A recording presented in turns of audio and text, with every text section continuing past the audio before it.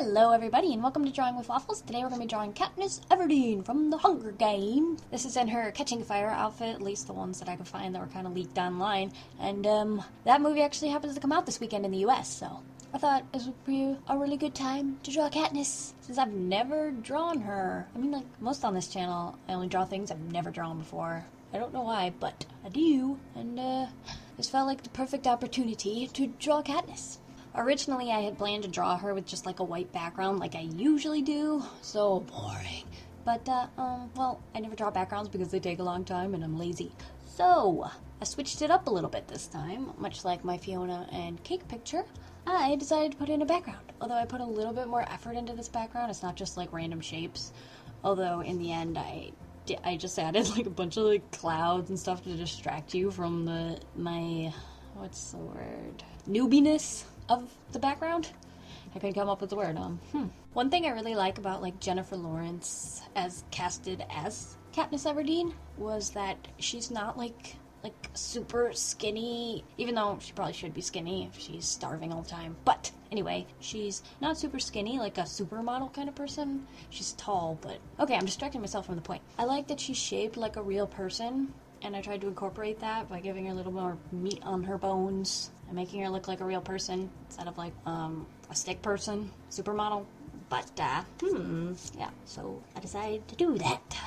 I think my point got lost somewhere in that mumble jumble. So I'm doing something a little bit different with the eyes. I gave her a lot more eyelashes, even though it didn't seem quite relevant to the picture.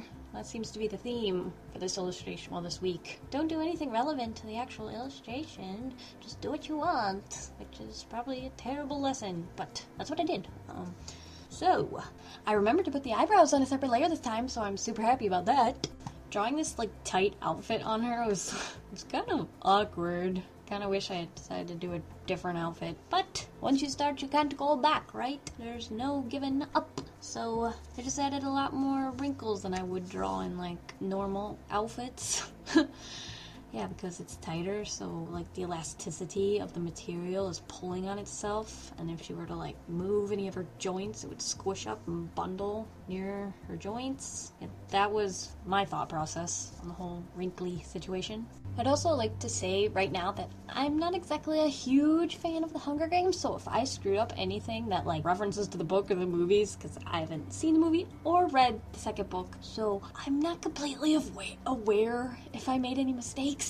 Like, I mean, I didn't really have anything to reference since I don't have the book, so I couldn't like read the scene where this happens. I mean, I saw it sort of in the trailer, and I mean, it looks cool. I didn't like capture it completely, so I'd like to apologize to anyone who's like a super diehard fan and I like screwed it up, because I don't really want to make anyone angry, so I'm sorry. Yep. And to show my devotion to you guys, I hope the Catching Fire movie is super duper awesome, especially in comparison to the other one. And maybe it'll compensate for my poor performance in fan art. Yeah, sorry. Oh, and right here with the eyes. I colored her eyes brown originally, but I did go back and look it up on the internet to see what color Katniss's eyes are, and I didn't just reference like the movie, I actually like looked it up, and I think I remember reading that her eyes were gray, so I made her eyes gray. Does that make up for anything? Hopefully. So her eyes are not brown in the end, as you may have seen at the beginning and the intro thingy, so don't have to worry about that or leave any comments about that, because I've already changed it. And if it turns out her eyes aren't actually gray, then I'm sorry. I tried. I mean, hopefully I did it right this time, but if I didn't, I guess you can't win them all, right?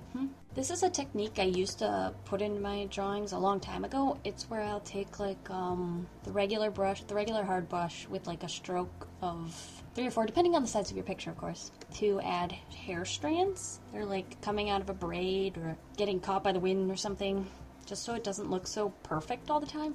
And since Katniss is kind of a rugged more character, I really wanted to make sure I put that in. And I really like doing this because I feel like it adds some kind of realism to it, even though it's still really stylized. So you could probably see that.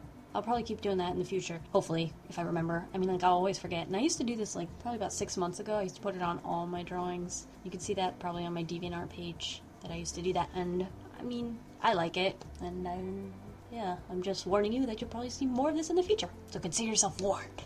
Oh, and I really like the way that her bodysuit thing turned out. Once I added all the colors and like the texture to the whites and grays, it turned out pretty cool. So that's all I have to say.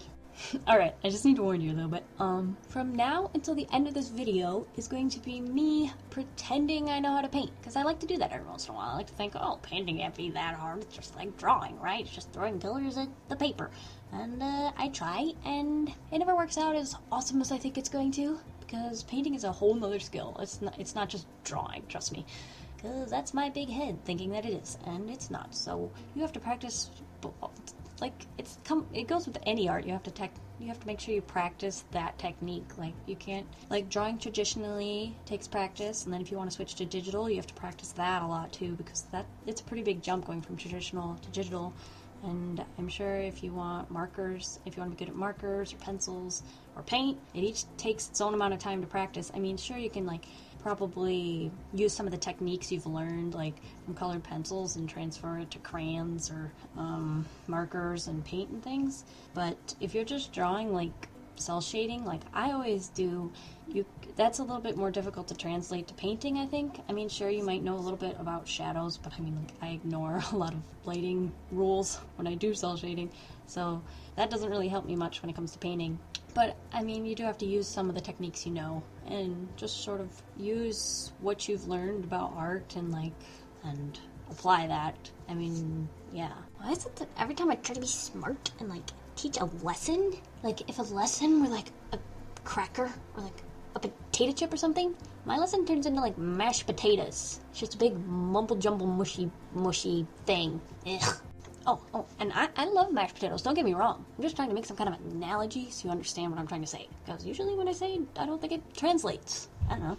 This is a pretty good explanation about why I haven't gotten around to doing any of those tutorials. Yeah.